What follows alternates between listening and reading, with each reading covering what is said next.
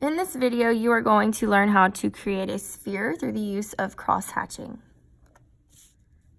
Okay, the first thing we're going to do is draw our circle, and remember we are creating a wide C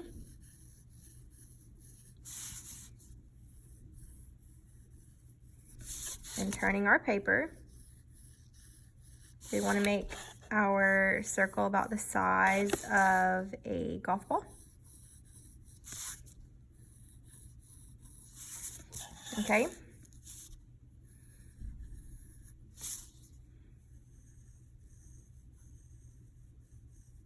There we go. Once you have your circle drawn, you will start your cross hatching by first doing a layer of hatching. Before we do our hatching, we need to know where our shadows are going to be, and so we always draw our light source first. Okay, if my light source is here, my highlight is going to be here. Light travels from the light source in a straight line. Your light is not going to curve. Light can bounce off of other surfaces, which is how you get that reflected light on the other side of your sphere, but it will not curve. So that helps us figure out where our cast shadow is going to fall. I'm going to curve my shadow around because my sphere is curved. Now I'm imagining that my light is hitting the other side of my sphere. It's probably going to stop about here. And so that shadow would fall from here, and then I'll start seeing it behind my sphere. Once you have the outline for your cast shadow drawn, you want to start drawing the outline for the shadow on your sphere. So since my light source is located here, the light is going to be coming from this direction, and it is going to hit my sphere until the sphere starts to curve down because it is rounded. We want to imagine that this is a round surface. And so the light will start fading probably about here. Now the shadow on our sphere is going to be round because the surface is curved. And so I'm going to sketch a curved line for the location of my shadow. Now I want to sketch a line for the location of my reflected light. The reflected light is going to be on the back of the sphere. This is light that has reflected off of the table surface and bounced back to the other side, away from our light source.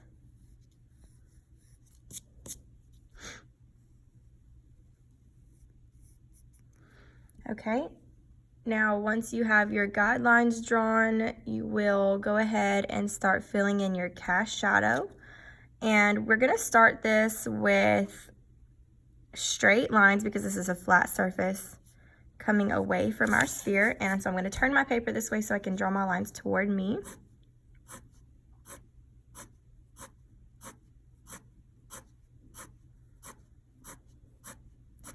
Now remember, when you see an object sitting on a flat surface, there is a thin black shadow directly underneath that object, and so you want to, okay, so my sphere would be touching the table here. So we're going to give it that thin black shadow directly underneath it.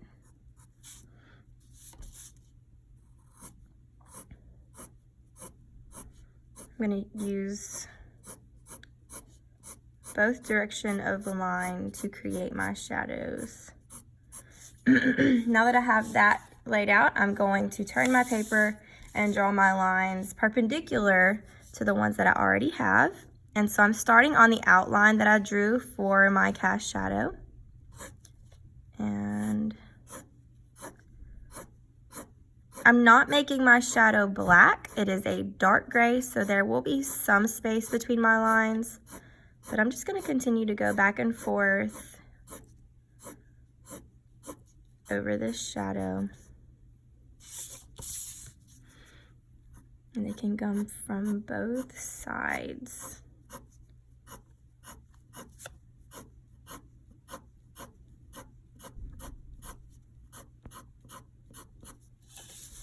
We want our shadow to gradually get darker the closer it gets to our object. So I'm going to draw some shorter lines that don't completely reach all the way out here.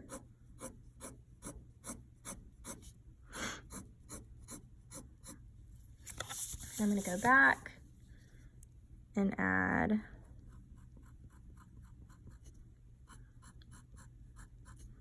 more lines here to show that thin black shadow.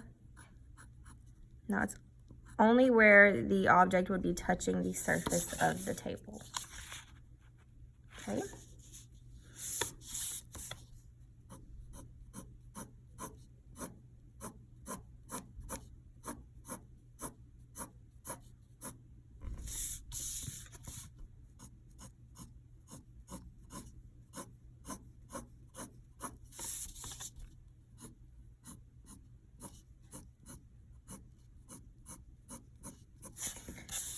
Okay, now that I have my cast shadow completed, I am going to start by adding the curved lines on the surface of my sphere.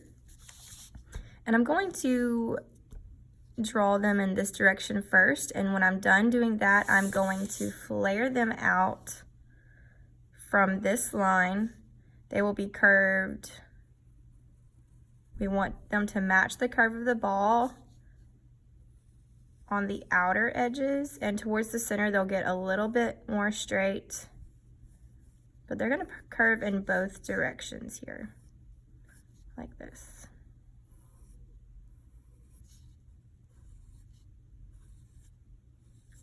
Okay, and these lines will curve just the same as you did on your hatching sphere.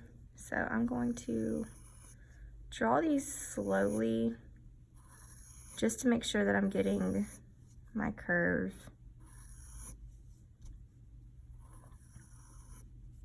Right.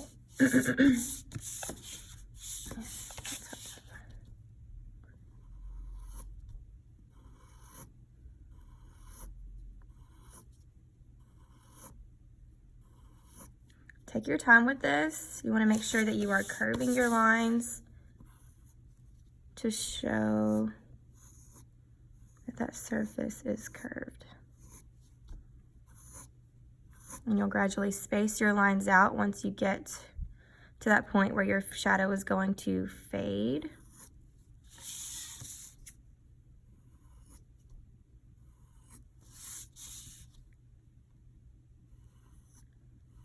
And the closer you get to this side, the more curved your lines will become.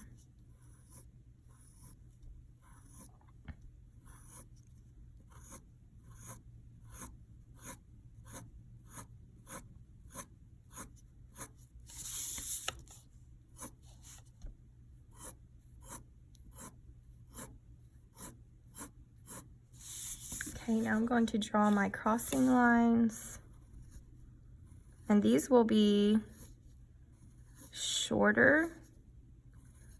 You can use the length of your line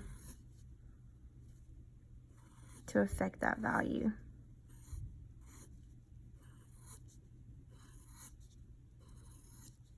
So they're not going to reach all the way into our lighter area.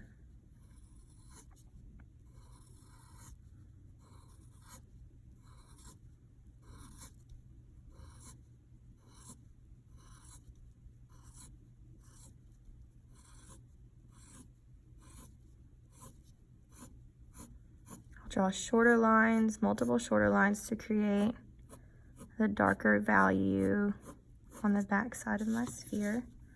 And you do want to have some value on this side as well.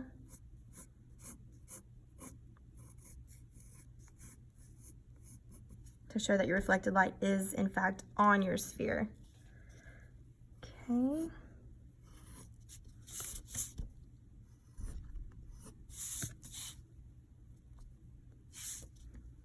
I'm gonna draw some more.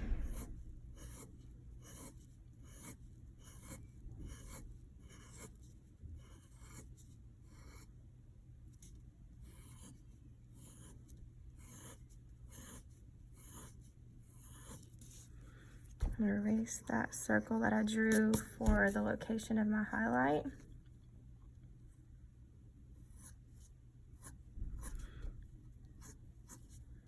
I draw some shorter curved lines here.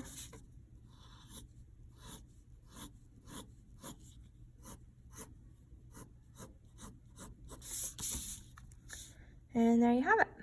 That is how you create a sphere through the use of cross hatching.